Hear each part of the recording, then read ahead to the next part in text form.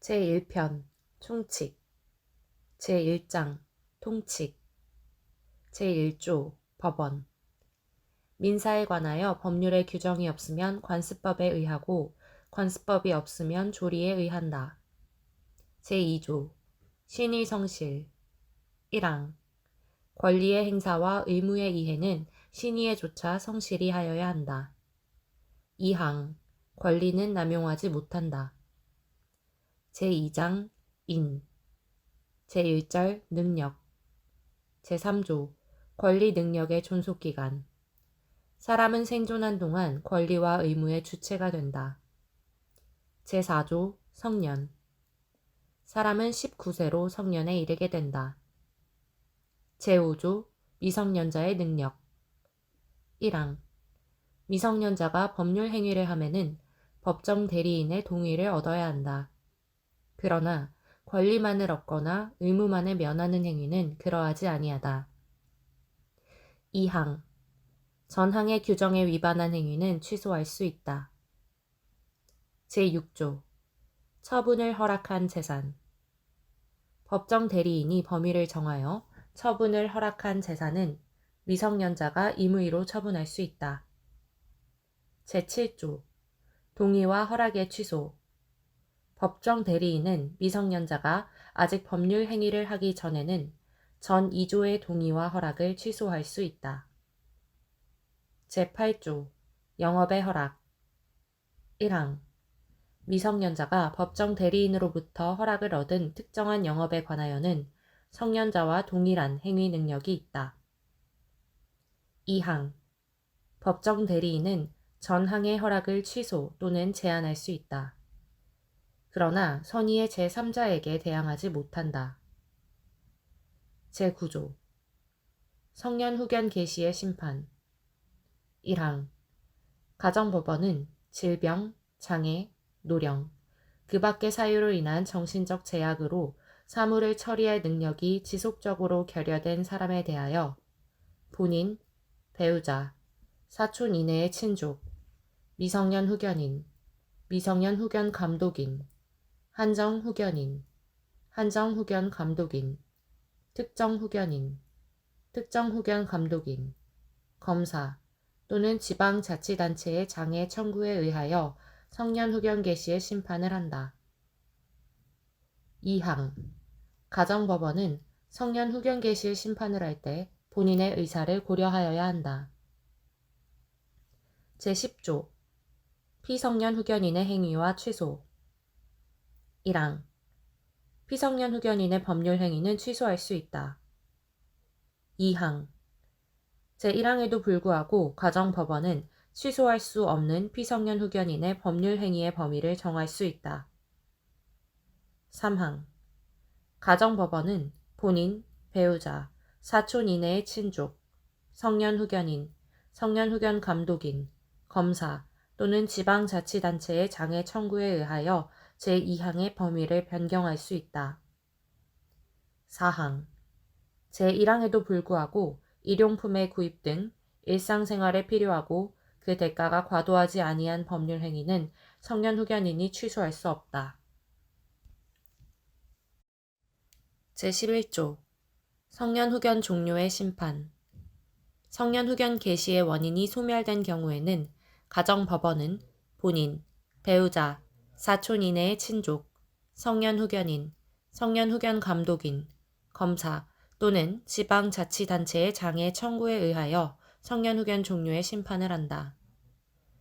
제12조 한정 후견 개시의 심판 1항 가정법원은 질병, 장애, 노령, 그 밖의 사유로 인한 정신적 제약으로 사물을 처리할 능력이 부족한 사람에 대하여 본인, 배우자, 사촌 이내의 친족, 미성년 후견인, 미성년 후견 감독인, 성년 후견인, 성년 후견 감독인, 특정 후견인, 특정 후견 감독인, 검사 또는 지방자치단체의 장애 청구에 의하여 한정 후견 개시의 심판을 한다.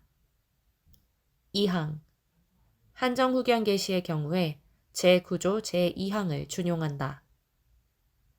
제13조 피한정 후견인의 행위와 동의. 1항. 가정법원은 피한정 후견인이 한정 후견인의 동의를 받아야 하는 행위의 범위를 정할 수 있다. 2항. 가정법원은 본인, 배우자, 사촌 이내의 친족, 한정 후견인, 한정 후견 감독인, 검사 또는 지방자치단체의 장애 청구에 의하여 제1항에 따른 한정 후견인의 동의를 받아야만 할 수 있는 행위의 범위를 변경할 수 있다. 3항. 한정 후견인의 동의를 필요로 하는 행위에 대하여 한정 후견인이 피한정 후견인의 이익이 침해될 염려가 있음에도 그 동의를 하지 아니하는 데에는 가정법원은 피한정 후견인의 청구에 의하여 한정 후견인의 동의를 가름하는 허가를 할 수 있다. 4항. 한정 후견인의 동의가 필요한 법률 행위를 피한정 후견인이 한정 후견인의 동의 없이 하였을 때에는 그 행위를 취소할 수 있다.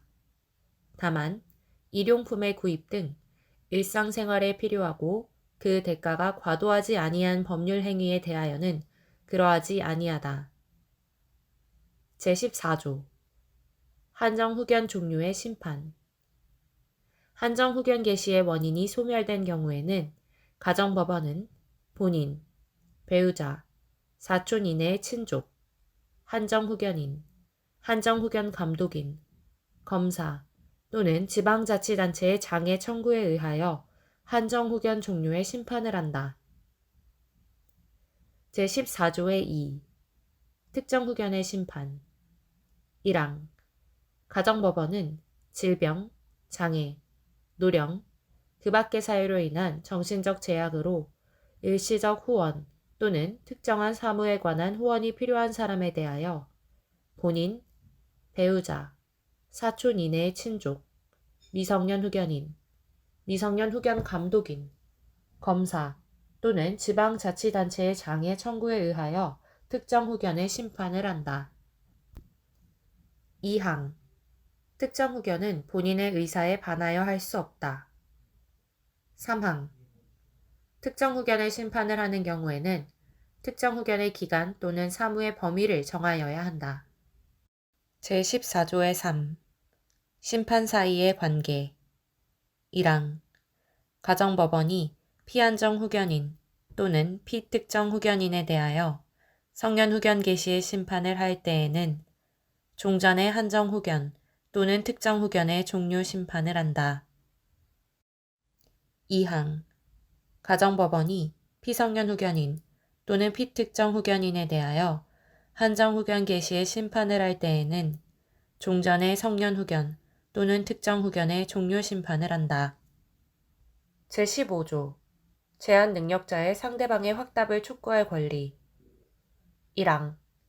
제한 능력자의 상대방은 제한 능력자가 된 후에 그에게 1개월 이상의 기간을 정하여 그 취소할 수 있는 행위를 추인할 것인지 여부의 확답을 촉구할 수 있다.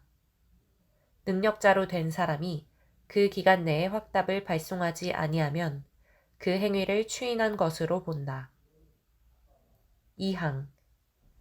제한 능력자가 아직 능력자가 되지 못한 경우에는 그의 법정 대리인에게 제1항의 촉구를 할 수 있고 법정 대리인이 그 정하여진 기간 내에 확답을 발송하지 아니하는 경우에는 그 행위를 추인한 것으로 본다.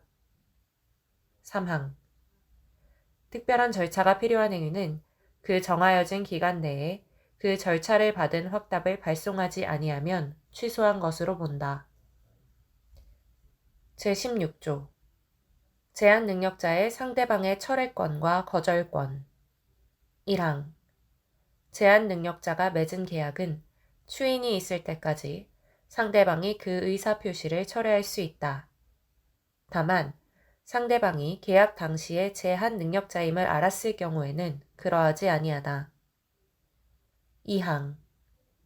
제한 능력자의 단독 행위는 추인이 있을 때까지 상대방이 거절할 수 있다. 3항. 제1항의 철회나 제2항의 거절의 의사표시는 제한 능력자에게도 할 수 있다. 제17조. 제한 능력자의 속임수. 1항. 제한 능력자가 속임수로써 자기를 능력자로 믿게 한 경우에는 그 행위를 취소할 수 없다. 2항 미성년자나 피한정 후견인이 속임수로써 법정 대리인의 동의가 있는 것으로 믿게 한 경우에도 제1항과 같다.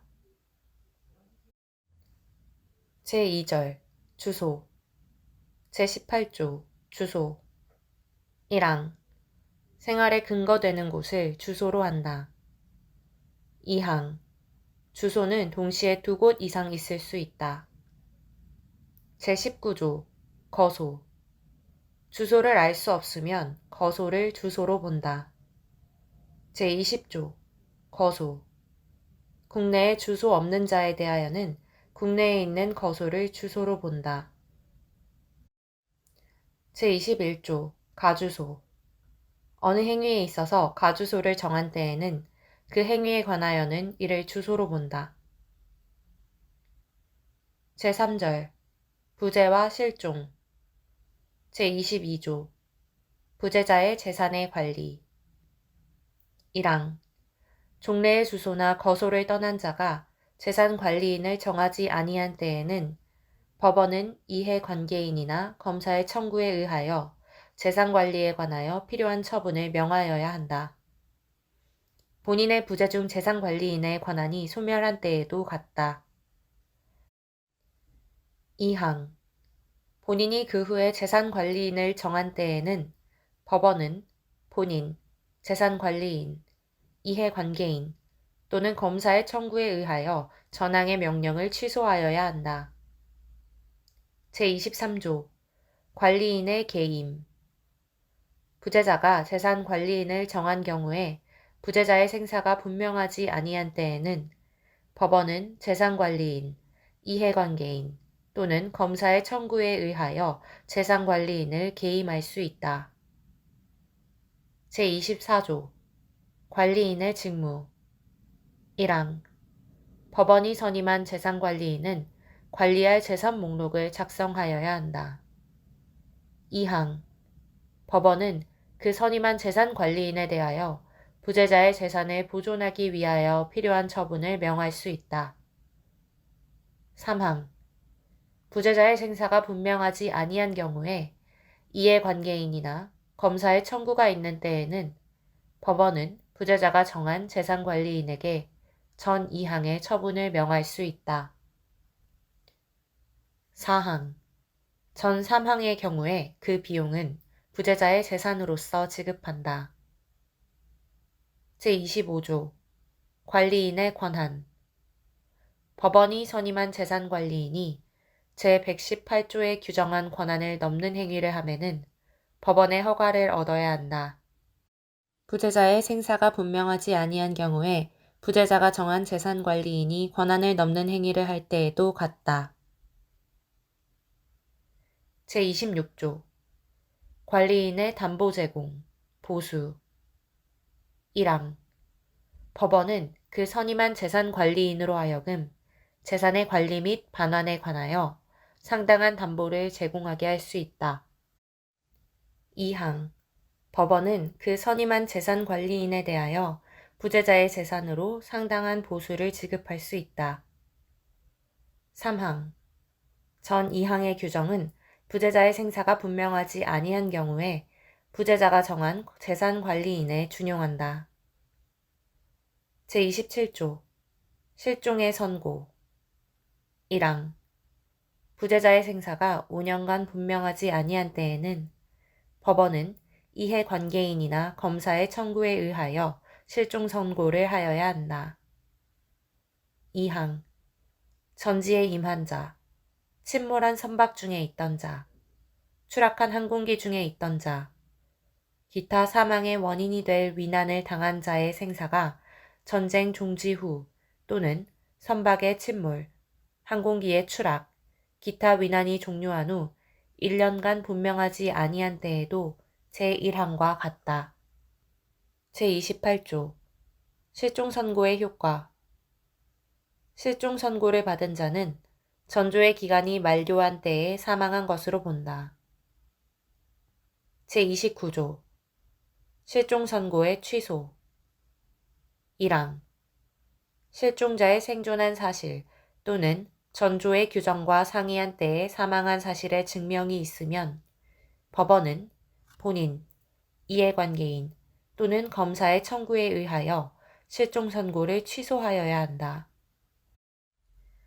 그러나 실종 선고 후 그 취소 전에 선의로 한 행위의 효력에 영향을 미치지 아니한다. 2항 실종 선고의 취소가 있을 때에 실종의 선고를 직접 원인으로 하여 재산을 취득한 자가 선의인 경우에는 그 받은 이익이 현존하는 한도에서 반환할 의무가 있고, 악의인 경우에는 그 받은 이익에 이자를 붙여서 반환하고 손해가 있으면 이를 배상하여야 한다. 제30조 동시사망 2인 이상이 동일한 위난으로 사망한 경우에는 동시에 사망한 것으로 추정한다.